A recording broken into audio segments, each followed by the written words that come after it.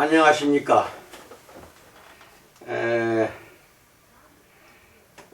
오늘은 지난번에 이어서 예수님의 정체성 그 두 번째 시간입니다. 소제목으로 세 번째, 그분의 행위에 대해서 알아보겠습니다. 예수님의 정체성에 관해 우리가 찾을 수 있는 다른 단서들은 무엇일까요? 확실히 예수님이 하나님이시라면 그분이 하나님처럼 행동하셔야 한다고 생각하는 것이 합리적일 것입니다.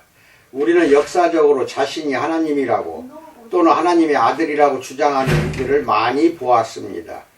짐 존스와 문선명을 비롯해서 이만희까지도 여기에 해당되겠네요. 하지만 그들의 행위와 인격은 우리가 하나님에게서 기대하는 행위들이 훨씬 미치지 못합니다. 우리는 예수님이 병자를 고치시고 귀신을 쫓으시는 등 성령의 능력으로 강력한 기적들을 행하시는 것을 보았습니다. 하지만 기적은 누구에게도 믿음을 강요하지 않습니다. 예수님의 대변인들도 스스로 신성을 주장하지 않으면서 그분의 이름으로 그런 기적을 행했습니다. 물론 그들이 그리스의 신들로 오해받은 적이 적어도 한 번은 있었지만 말입니다. 사실 기적을 보여준다고 해서 사람들이 예수님과 그분의 제자들에 대해 올바른 결론을 내릴 거라고 보장할 수는 없었습니다. 따라서 몇몇 주요 시점에서 예수님은 기적을 행하신 후 잠시 멈추시고 사람들이 요점을 이해했는지 물으셨습니다. 예수님의 가르침의 대상은 종종 그분의 제자들, 즉 예수님이 떠나신 후에도 그 사역을 계속하도록 훈련시키고 계신 자들이었습니다. 신약 성경은 예수님이 기적적으로 무리를 먹이신 두 사건을 기록합니다. 얼마 후 제자들은 작은 무리가 먹을 것이 없다는 사실에 대해 의논하기 시작했습니다. 마가복음 8장 17절로 21절에서 예수께서 아시고 이르시되 너희가 어찌 떡이 없으므로 수군거리느냐? 아직도 알지 못하며 깨닫지 못하느냐? 너희 마음이 둔하냐? 너희가 눈이 있어도 보지 못하며 귀가 있어도 듣지 못하느냐? 또 기억하지 못하느냐? 내가 떡 5개를 5,000명에게 떼어줄 때에 조각 몇 바구니를 거두었더냐? 이르되 12이니이다. 또 7개를 4,000명에게 떼어줄 때에 조각 몇 강주리를 거두었더냐? 이르되 7이니이다. 이르시되 아직도 깨닫지 못하느냐 하시니라. 라고 말씀합니다. 1400년 전 출애굽 기간에 하나님이 만나를 내려주셨는데도 불평했던 이스라엘 백성처럼 제자들도 하나님이 예수님 안에서 그들의 필요를 채워주시는 것을 의심했던 것입니다. 그들은 그분이 누구신지 몰랐을까요? 아직 이해하지 못했던 것일까요? 예수님이 가버나움 집으로 돌아오시자 무리가 그분을 보려고 몰려왔습니다. 집에 사람들이 꽉 차서 겨우 서 있을 수 있을 정도였습니다. 그때 갑자기 4사람이 중풍병 환자를 데리고 나타났지만 예수님에게 가까이 갈 수가 없었습니다. 하지만 뜻이 있는 곳에 길이 있다고 그들은 바깥 계단을 통해 집 위로 올라가 평평한 초가지붕에 구멍을 내기 시작했습니다. 일단 충분한 크기의 구멍을 내고 그 불쌍한 친구를 집 안으로 내려보냈습니다. 그들의 믿음과 우정에 감동을 받으신 예수님은 중풍병자를 내려다 보시며 육체적인 치유보다 더 큰 필요에 대해 말씀하셨습니다. 작은 자야 내 죄사함을 받았느니라 라고 말씀합니다.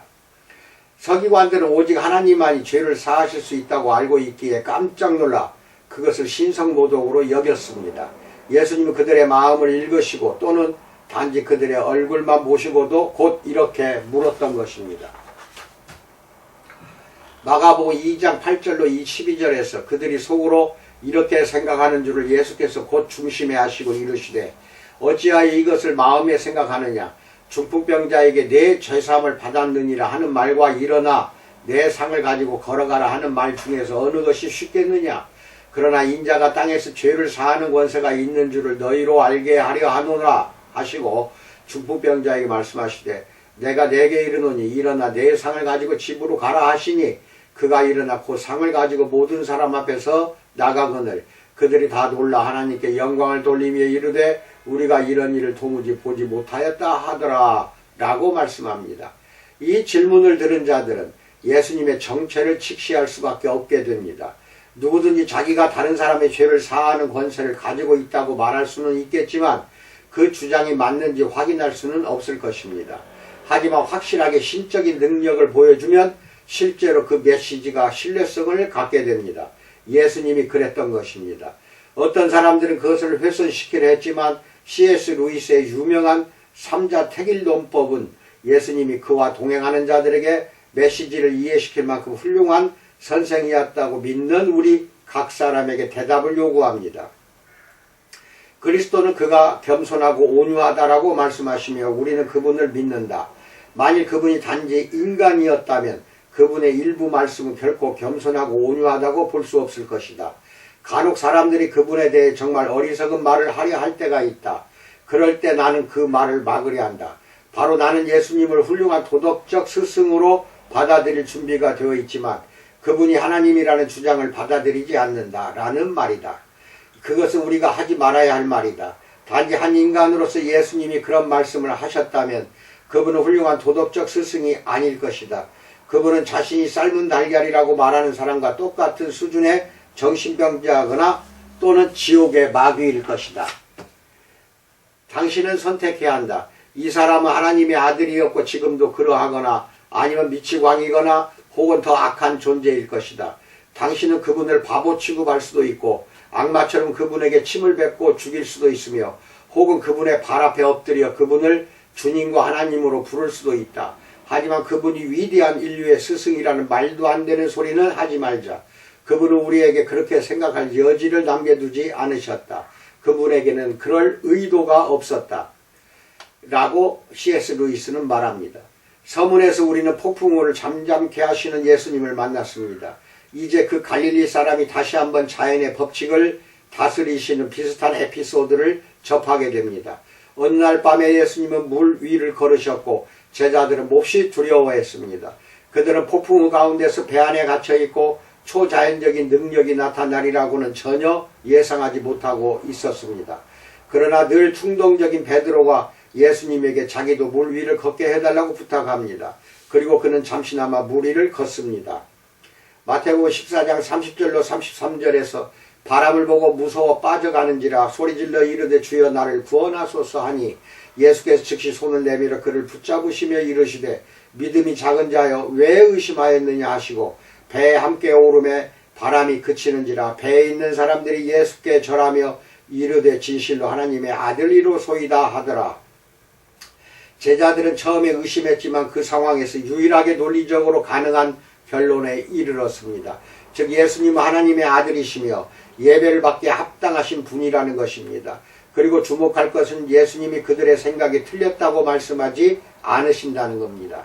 예수님은 하나님이시기에 하나님처럼 행동하십니다. 그분은 우리의 믿음과 예배를 받으시기에 합당하신 분이셨고 지금도 그러하십니다. 예수님의 신성은 3세기 후 어떤 교회 공의회에서 결정된 것이 아니었습니다. 레이 티빙에게는 매우 미안하지만 그것은 피할 수 없는 사실이었습니다. 보먼과 코모스 제구스키는 신약성경 전체에서 예수님이 하나님께 합당한 영광과 하나님의 속성들과 하나님의 이름과 하나님의 행위들과 하나님의 보좌를 공유하신다는 것을 지적합니다. 그러나 행위에 합당하게 어울릴 만한 성품 없이 단지 행위만으로는 충분하지 않습니다. 네 번째, 그분의 성품에 대해서 알아봅니다. 어느 날 예수님은 유대인들에게 그들이 하나님과 올바른 관계를 갖지 않고 있다고 말씀하십니다. 진실로 진실로 너에게 이르노니 죄를 범하는 자마다 죄의 종이라. 이에 사람들은 이렇게 응수했습니다. 우리 아버지는 아브라함 그 나라의 족장이라. 아버지는 한 분뿐이시다. 곧 하나님이시로다. 예수님의 대답은 신랄하며 정치적으로 옳지 않습니다. 너희는 너희 아비 마귀에게 났으니 내가 진리를 말함으로 너희가 나를 믿지 아니하는도다. 자신의 진실을 입증하시기 위해 예수님은 두 가지 질문으로 반격을 마무리하십니다. 너희 중에 누가 나를 죄로 책잡겠느냐? 내가 진리를 말하는데도 어찌하여 나를 믿지 아니하느냐? 오늘날 선거 후보자들이 경쟁 후보의 부정부패를 파헤치기 위해 정보를 조사하는 것은 흔한 일입니다. 1980년대에 민주당 대통령 후보 지명을 받고 미국 이야기입니다. 애쓰던 상원의원 게리 하트는 의혹을 가진 언론인들에게 자기가 불륜에 연루되었다는 것을 증명해 보라고 도전했습니다. 그런데 몽키 비즈니스라고 불리는 배 위에서 찍힌 낯뜨거운 사진들이 세상에 알려지자 대통령이 되려는 하트의 열망은 꺾이고 말았습니다. 여기서 얻게 되는 교훈은 무엇인가요? 명백한 부도덕한 일에 관여한 사람들은 절대 자신의 사생활에 대한 철저한 조사를 자청해선 안 된다는 것입니다. 하지만 이 경우에 예수님은 자신을 반대하는 자들에게 자신의 부정부패를 밝혀낼 수 있으면 해보라고 하시지만 별 소득이 없습니다. 예수님은 하나님처럼 죄를 지으신 적이 없기에 그들은 침묵합니다. 베드로가 나중에 증언했듯이 그는 죄를 범하지 아니하셨다 라고 말합니다. 따라서 그분은 믿을 수 있고 신뢰할 만한 지도자입니다.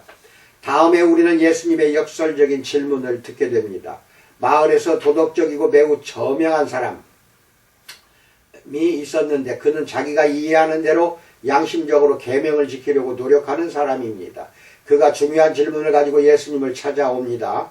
선한 선생님이여, 내가 무엇을 하여야 영생을 얻으리이까? 그 질문에 답하기 전에 예수님은 선한이라는 형용사에 초점을 두십니다.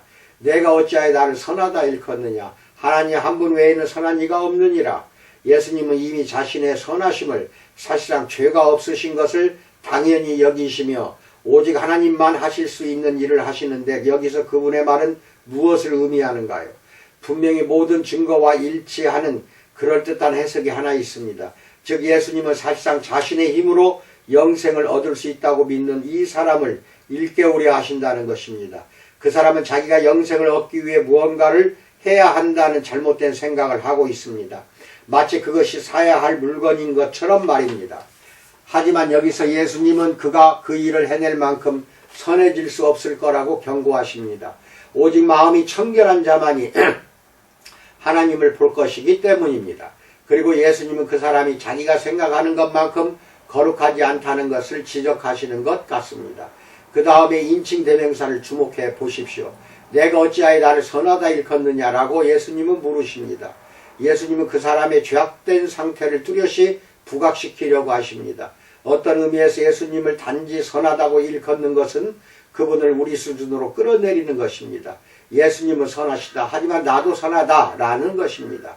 사실상 예수님은 무엇에 비길 수가 없습니다. 물론 예수님은 선하시지만 그보다 훨씬 더 뛰어나시며 우리보다 훨씬 더 뛰어나십니다. 우리는 그분의 선하심에 더할 것이 없습니다. 그런데 어째서 완전히 악한 우리가 마치 예수님에 대해 의미 있는 선언을 할 도덕적 권위가 있는 것처럼 그분을 선하다고 일컬을 수 있다고 생각하는가요? 그것은 젊음을 유지하기 위해 일주일에 3번 수영을 하는 마이클 펠프스를 좋은 수영 선수라고 부르는 것과 비슷합니다. 그것은 맞는 말이겠지만 그래서 어떻다는 것인가요? 더 나아가 보몬과 코모스 제부스키는 예수님이 선함은 궁극적으로 하나님 안에서만 발견된다고 주장하셨을 것이고 그 사람의 외적인 경건함은 기껏해야 어설픈 모방에 불과했을 거라고 말합니다. 마태복음에서 그 사람은 영생을 얻기 위해 필요한 선행을 강조했고 예수님 어찌하여 선한 일을 내게 묻느냐? 선한 이는 오직 한 분이시니라 라고 대답하십니다. 예수님의 질문은 그 사람 그리고 우리로 하여금 그 말씀의 의미를 생각하게 합니다. 오직 하나님만이 참으로 선하십니다. 예수님은 선하십니다. 그러므로 예수님은 하나님이시며 영생에 대한 그분의 선언은 구속력이 있습니다. 5번째 더 큰 증거에 대해서 알아봅니다. 예수님은 또한 하나님 아버지와의 특별한 관계를 주장하십니다. 즉 자신이 하나님의 아들이라는 것입니다. 이스라엘은 어떤 의미에서 하나님의 아들이었고 유대 왕들도 하나님의 아들이었던 것이 사실입니다. 그러나 우리는 예수님이 하나님과 친밀한 부자관계임을 주장하셨고 그 말이 그분의 동시대인들을 붕괴하게 만든 것을 보았습니다. 그리고 이런 관계에 대한 예수님의 인식은 일찍부터 시작되었습니다. 예수님이 12살 때 예루살렘에서 가족과 떨어지신 적이 있었습니다. 요셉과 마리아는 며칠 동안 마음을 졸이며 미친 듯이 찾아다닌 끝에 드디어 예수님을 찾아냈습니다. 바로 성전에서 선생들과 함께 하나님의 율법에 대해 이 대화를 나누고 있었던 것입니다. 예수님 어찌하여 나를 찾으셨나이까? 내가 내 아버지 집에 있어야 될 줄 알지 못하셨나이까? 라고 누가복음 2장 49절에서 물으십니다. 어른이 된 후에 예수님은 사람들에게 그분을 믿는 자들은 영원히 안전하다고 말씀하십니다. 그리고 1세기의 유일시 신자들에게 충격을 주어 그분의 정체에 대해 생각하게 하려고 이 말씀을 덧붙이십니다. 나와 아버지는 하나이니라 라고 말씀합니다. 그들이 신성 모독죄로 그분을 죽이려고 돌을 들자 예수님은 구약 성경을 인용함으로써 자신을 변호하십니다. 요한복음 10장 34절로 36절에서 예수께서 이르시되 너희 율법에 기록된 바 내가 너희를 신이라 하였노라 하지 아니하였느냐. 성경은 패하지 못하나니 하나님의 말씀을 받은 사람들을 신이라 하셨거든. 하물며 아버지께서 거룩하게 하사 세상에 보내신 자가 나는 하나님의 아들이라 하는 것으로 너희가 어찌 신성모독이라 하느냐라고 말씀합니다. 하나님의 형상으로 창조된 인간들이 비유적으로 신이라고 불릴 수 있다면 나를 하나님의 아들이라 일컫는 것이 무슨 문제가 있느냐고 예수님은 물으신 것입니다. 예수님은 그분의 원수들에게 넘겨지시던 날 제자들에게 마지막 교훈과 격려의 말씀을 남기셨습니다. 그들은 예수님과 하나님 아버지의 사랑 안에서 안전하다는 말씀이었습니다. 너희는 마음에 근심하지 말라 하나님을 믿으니 또 나를 믿으라 라고 말씀합니다. 이렇게 말씀하신 후 이를 더 명확히 하기 위해 그 뒤에 몇 문장을 덧붙이십니다. 내가 곧 길이요 진리요 생명이니 나로 말미암지 않고는 아버지께로 올 자가 없느니라. 너희가 나를 알았더라면 내 아버지도 알았으리로다. 이제부터는 너희가 그를 알았고 또 보았느니라 라고 말씀합니다. 그러자 빌립은 깊은 혼란을 나타내며 불쑥 말합니다. 주의 아버지를 우리에게 보여 주옵소서. 그리하면 족하겠나이다 라고 말합니다. 이것은 예수님에게 이해가 안 되는 말이었습니다. 우리는 예수님의 목소리에 담긴 절망감을 느낄 수 있습니다. 마지막 순간까지도 제자들이 그분의 정체를 이해하지 못하기 때문입니다. 요한복음 14장 9절로 10절에서 내가 이렇게 오래 너희와 함께 있으되 네가 나를 알지 못하느냐. 나를 본 자는 아버지를 보았거늘 어찌하여 아버지를 보이라 하느냐. 내가 아버지 안에 거하고 아버지는 내 안에 계신 것을 내가 믿지 아니하느냐 라고 말씀합니다. 그날 밤 늦게 예수님이 종교적 권위자들에게 넘겨지자 베드로는 자신의 검을 꺼내어 대제사장의 종에게 무모하게 휘두릅니다. 곧 예수님이 그를 꾸짖으시며 이렇게 말씀하십니다. 마태복음 26장 53절에서 너는 내가 내 아버지께 구하여 지금 12군단도 더 되는 천사를 보내시게 할 수 없는 줄로 아느냐 라고 꾸짖습니다. 여기서 예수님은 자신이 하나님의 아들이시며 즉시 천군 천사들을 부를 수 있다고 주장하십니다. 하지만 그분의 임무는 우리의 죄를 위해 죽으시는 것이고 그렇게 죽으셔야만 합니다. 그리고 그 일을 행하셨던 것입니다. 여섯 번째, 죽음 이후에 대해서 알아봅니다. 그러나 예수님은 죽은 상태로 머무르지 않으셨습니다. 셋째 날 그는 다시 살아나셨고 그분의 질문은 계속되었습니다. 예수님의 제자들이 함께 모여있을 때 부활하신 예수님이 갑자기 그들 앞에 나타나십니다. 육체의 부활을 기대하지 않았던 그들은 그분이 영이라고 생각합니다. 그래서 예수님은 그들에게 자신의 손과 발을 보여주시며 여기 무슨 먹을 것이 있느냐 라고 누가복음 24장 41절에서 물으십니다. 그들은 아마도 떨리는 손으로 그분에게 생선 한 토막을 드렸을 것이고 예수님은 그것을 잡수셨습니다. 하나님이자 인간이신 주님이 육신으로 다시 오셨고 우리의 죗값이 지불되었으며 그분의 신성은 확실히 입증되었습니다. 곧 그는 제자들에게 그분의 일을 맡기고 하나님께로 돌아가실 것입니다. 그러나 마커스 보그의 의견과 반대로 왜 예수님은 인간이면서 동시에 하나님이셔야만 했을까요? 옛 청교도 신학자 스티븐 차녹은 그것을 이렇게 말합니다. 그에게 인간과 닮은 점도 있었고 하나님을 닮은 점도 있었다. 만일 그가 모든 면에서 오직 인간과 같았다면 하나님과 거리가 있었을 것이다.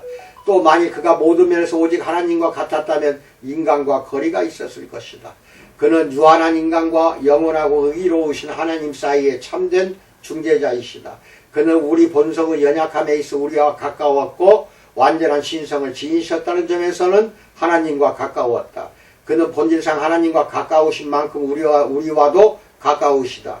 그는 하나님께 속한 것을 모두 갖고 계시며 인간은 본성에 속한 모든 것을 입고 계신다. 그는 죄를 범한 본성과 그것을 불쾌하게 여기는 본성을 둘 다 가지고 계셨다라고 차녹은 말합니다. 다음번으로 넘어가기 전에 예수님의 정체성에 대해 생각해 볼 질문이 한 가지 더 있습니다. 당신은 어떻게 그분을 따르는가요? 이는 다메섹으로 향하던 다소 사울에게 주어진 질문이었습니다. 초대교회의 성장과 확신을 연대순으로 기록한 사도행전은 잔인한 유대인 지도자 사울을 주의 제자들에 대하여 여전히 위협과 살기가 동등하여라고 묘사합니다. 그런데 다메섹으로 가는 길에서 사건이 일어났습니다. 호련히 하늘로부터 빛이 그를 둘러 비추는지라 땅에 엎드려져 들음에 소리가 있어 이르시되 사울아 사울아 내가 어찌하여 나를 박해하느냐 하시거늘 대답하여 주여 누구시니까. 그 다음에 매우 두렵고 반쯤 예상했던 말씀이 들렸습니다. 나는 내가 박해하는 예수라. 그 질문은 부활하셔서 하늘로 올라가신 분이 이 땅에 남겨두신 사람들과 자신을 여전히 개인적으로 동일시하는 것을 보여줍니다. 그들을 박해하는 것은 곧 그들의 주님을 박해하는 것입니다. 하나님의 아들은 일시적인 육신의 한계들을 벗고 하늘로 돌아가셨지만 사실은 결코 떠나지 않으셨습니다. 승천하신 예수님은 그분의 사람들과 신비롭게 결합되어 있으며 그들은 그분이 다시 오실 때까지 제자들을 삼으라는 명령을 받았습니다. 예수님은 이렇게 말씀하셨습니다. 마태복음 18장 18절 20절에서 하늘과 땅의 모든 권세를 내게 주셨으니 내가 세상 끝날까지 너희와 항상 함께 있으리라. 아멘. 이상입니다.